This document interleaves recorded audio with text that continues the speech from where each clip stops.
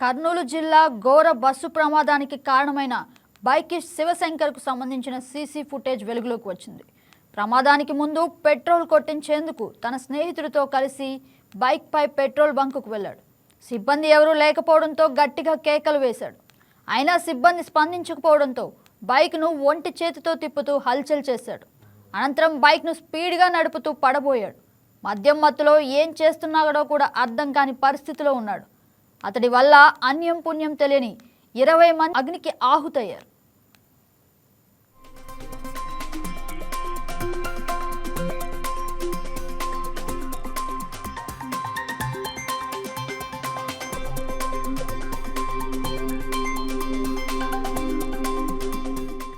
కర్నూలు జిల్లా ఘోర బస్సు ప్రమాదానికి కారణమైన బైకిస్ట్ శివశంకర్కు సంబంధించిన సీసీటీవీ ఫుటేజ్ వెలుగులోకి వచ్చింది.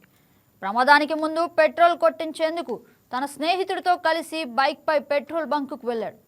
సిబ్బంది ఎవరూ లేకపోవడంతో గట్టిగా కేకలు వేశాడు. అయినా సిబ్బంది స్పందించకపోవడంతో బైక్ను ఒంటి చేతితో తిప్పుతూ హల్చల్ చేశాడు. అనంతరం బైక్ను స్పీడ్గా నడుపుతూ పడబోయాడు. మద్యం మత్తులో ఏం చేస్తున్నాడో కూడా అర్థం కాని పరిస్థితిలో ఉన్నాడు.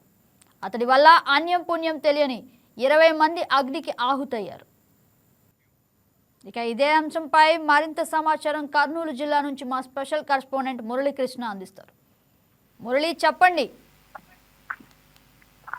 గగన, నిన్నటి రోజున ఏదైతే ఘోర రోడ్డు ప్రమాదం చోటు చేసుకుందో ఈ ఘటనకు సంబంధించి ఆసక్తికర విషయాలు వెలుగులోకి వస్తున్నాయి. ఏదైతే ఈ బైక్ నడిపిన వ్యక్తి శివశంకర్ ఎవరైతే ఉన్నారో తప్పతాగి అర్ధరాత్రి 2:30 గంటల సమయంలో పెట్రోల్ బంక్ లో పెట్రోల్ కొట్టించుకునే క్రమంలో ఆ బైక్ పై స్టంట్స్ చేసినట్లుగా కూడా కొన్ని వీడియోలు హల్చల్ అవుతున్నాయి. నిన్న రోజున జరిగిన ప్రమాదానికి సంబంధించి పోలీసుల విచారణలో భాగంగా కొన్ని ఆసక్తికర విషయాలు అయితే వెలుగులోకి వస్తున్నాయని చెప్పుకోవచ్చు. ఈ శివశంకర్ తన స్నేహితుడితో పాటు బైక్ పై వెళ్తూ మార్గ మధ్యలో పెట్రోల్ కొట్టించుకునే క్రమంలో పెట్రోల్ బంక్ లో ఈ విధంగా స్టంట్ చేసిన ఒక సీసీ ఫుటేజ్ అయితే పోలీసులు సేకరించారు.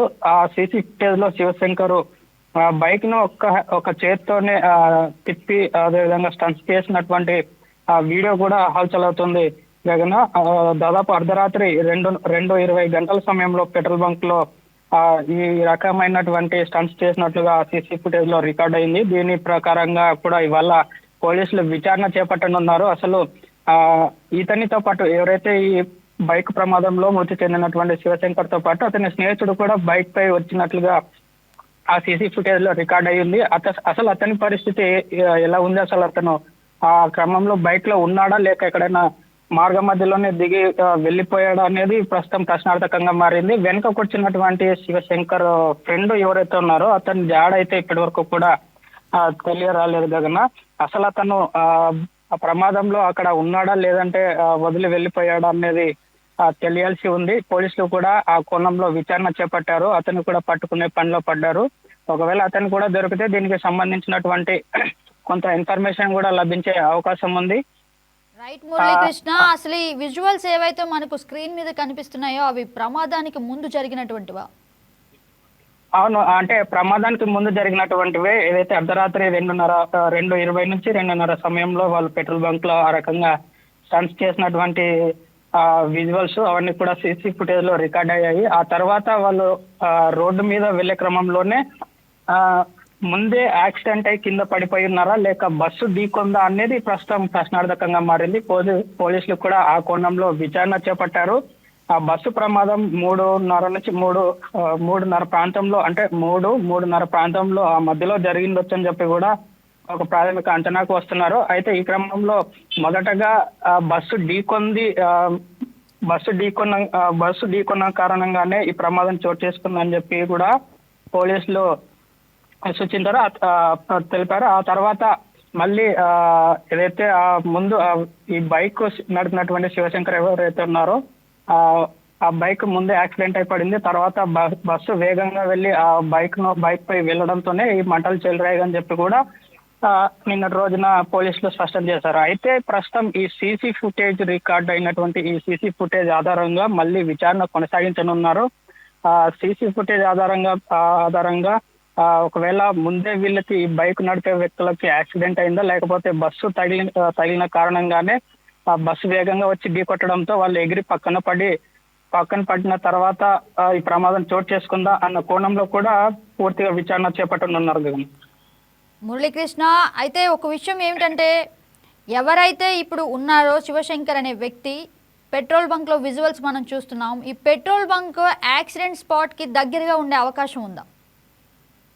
అయితే పెట్రోల్ బంక్ యాక్సిడెంట్ జరిగినటువంటి ప్రదేశానికి చాలా దూరంగానే ఉంది. అంటే దాదాపు ఒక 5 కిలోమీటర్ల మేర వ్యత్యాసం ఉండుంటుంది. ఈ కోణంలో కూడా పోలీసులు విచారణ చేపట్టారు. పెట్రోల్ బంక్ యాక్సిడెంట్ జరిగిన ప్రదేశానికి మాత్రం చాలా దూరం అయితే ఉంది. అయితే ఇక్కడ మెయిన్ ట్విస్ట్ ఏంటంటే ఈ బైక్ మీద ఈ సీసీ ఫుటేజ్ లో ఏదైతే రికార్డ్ అయిందో బైక్ మీద శివశంకర్ తో పాటు వెనకాల కూర్చున్న వ్యక్తి అసలు ఏమయ్యాడు అనేది ప్రశ్నార్థకంగా మారింది. అసలు అతను ఉన్నాడా లేదంటే ఎక్కడికైనా పారిపోయాడా, ఆ తాగిన మైకంలో ఈ ప్రమాదం జరిగిన తర్వాత తన మీదకి వస్తుందని చెప్పి ఏమైనా పారిపోయాడా అన్న అనుమానాలు కూడా వ్యక్తం అవుతున్నాయి కదా. ఎందుకంటే ఈ ఇద్దరు చేసినటువంటి పని కారణంగా దాదాపు ఇవాళ 20 మంది దాకా ప్రాణాలు కోల్పోయినటువంటి పరిస్థితి నెలకొంది. మొత్తం తెలుగు రాష్ట్రాలనే కుదిపేసినటువంటి పరిస్థితి. మురళీకృష్ణ, సీసీటీవీ ఫుటేజ్ పై పోలీసులు ఏమని చెప్తున్నారు?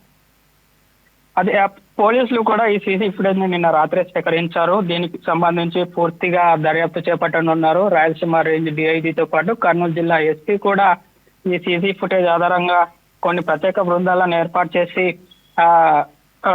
ఈ దర్యాప్తు కొనసాగించనున్నారు. దీనికి సంబంధించి ఏదైతే యాక్సిడెంట్ జరిగిన ప్రదేశానికి సంబంధించి ఉలిందకొండ పోలీస్ స్టేషన్ లో కూడా ఉలిందకొండ అదేవిధంగా వెల్దుర్తి పోలీస్ స్టేషన్ లో కేసు నమోదైంది. దీనికి సంబంధించి ప్రత్యేక అధికారిగా పతికొండ డిఎస్పీని అయితే నియమించారు. ఆ డిఎస్పీ నేతృత్వంలోనే కొంతమంది దాదాపు 12 బృందాల దాకా ప్రత్యేకంగా పోలీసులను ఏర్పాటు చేసి ఆ బృందాలతో ఈ కేసు అన్ని కోణాల్లో దర్యాప్తు చేపట్టనున్నారు కదా. దీనికి సంబంధించి ఇప్పుడే హోమ్ మినిస్టర్ కూడా కర్నూలు జిల్లాలో అధికారులతో సమీక్ష సమావేశం నిర్వహించి పోలీసులకు ప్రత్యేకమైన ఆదేశాలు జారీ చేశారు. ఖచ్చితంగా ఈ ప్రమాదానికి గల కారణాలు తప్పిదాలు ఏంటని ఒక నివేదిక ఇవ్వాలని చెప్పి కూడా ఆదేశించినటువంటి నేపథ్యంలో పోలీసులు కూడా ఆ పనిలో నిమగ్నమై ఉన్నారు గగన. మురళీకృష్ణ, నిన్నైతే మనకు బస్సు డ్రైవర్ తప్పిదం వల్ల ఈ ప్రమాదం జరిగిందని మనకి ఏదైతే సమాచారం అందో అదైతే ఇప్పుడు కేవలం ఒక కల్పితం అని మనం చూడొచ్చు. ఎందుకంటే శివశంకర్ అనే వ్యక్తి నిర్లక్ష్యం వల్లనే ఈ ప్రమాదం జరిగే అవకాశం ఉందా?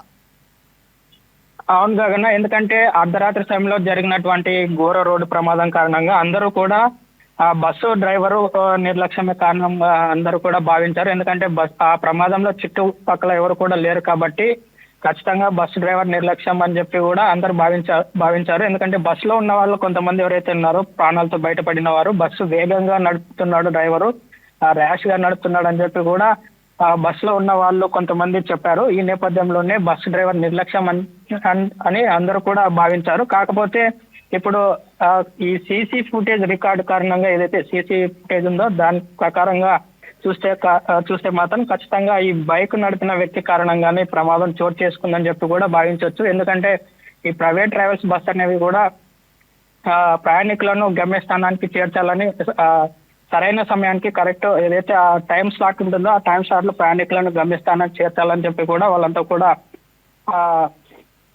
భావిస్తూ ఉంటారు. ఈ నేపథ్యంలోనే వేగం కూడా ఎక్కువగానే ఉంటుంది.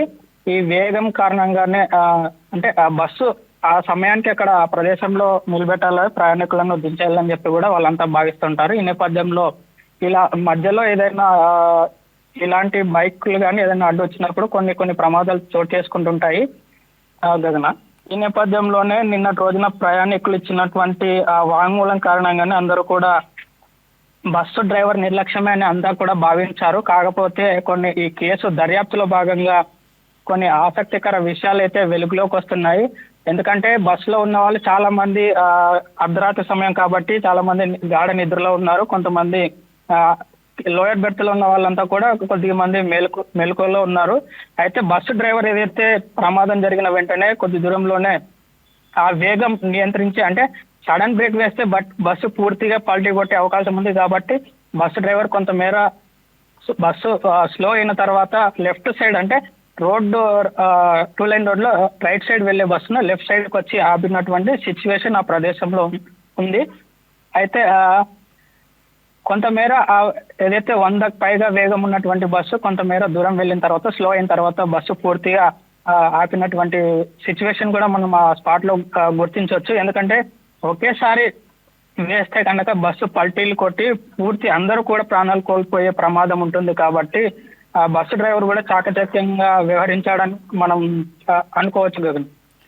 అలానే మురళీకృష్ణ, అసలు బస్సు ప్రమాదానికి గురయ్యే సమయంలో ఎంత స్పీడ్లో వెళ్ళే అవకాశం ఉంది? దానిపైన మనకి ఏమైనా సమాచారం లభించిందా?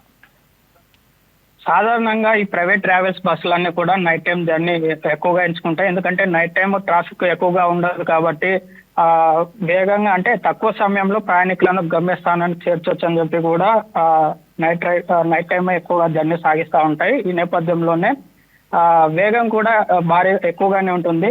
దాదాపు 80 నుంచి 100 కిలోమీటర్ల వేగానికి పైగానే ఈ బస్సులంతా కూడా ప్రయాణిస్తూ ఉంటాయి. అందులోనూ లగ్జరీగా ఎక్కువగా ఈ బస్సులు ఉంటాయి కాబట్టి వేగంగా వెళ్ళొచ్చు, తొందరగా వెళ్ళొచ్చు, సేఫ్టీగా అంటే కంఫర్ట్ తో వెళ్ళొచ్చు అని చెప్పి కూడా ప్రయాణికులు ఎక్కువగా ఈ బస్సులను చూస్ చేసుకుంటుంటారు గగన. కాబట్టి ఈ బస్సు వేగం దాదాపు 100 పైనే ఉండొచ్చు అనే అంచనా అయితే వేస్తున్నారు. ఎందుకంటే ఆ ప్రమాదం ధాటికి అంటే బస్సు బైక్ మీద ఎక్కిన తర్వాత దాదాపు 300 మీటర్లకు పైగా దూరం ఈడ్చుకొని వెళ్ళినటువంటి ఆ ఘటనను మనం ఒకసారి ఊహిస్తే కనుక ఖచ్చితంగా 100 కిలోమీటర్ల పైగానే వేగం ఉండి ఉంటుంది అని అందరూ కూడా భావిస్తున్నారు కదా. Yes, thank you for the update Muralikrishna.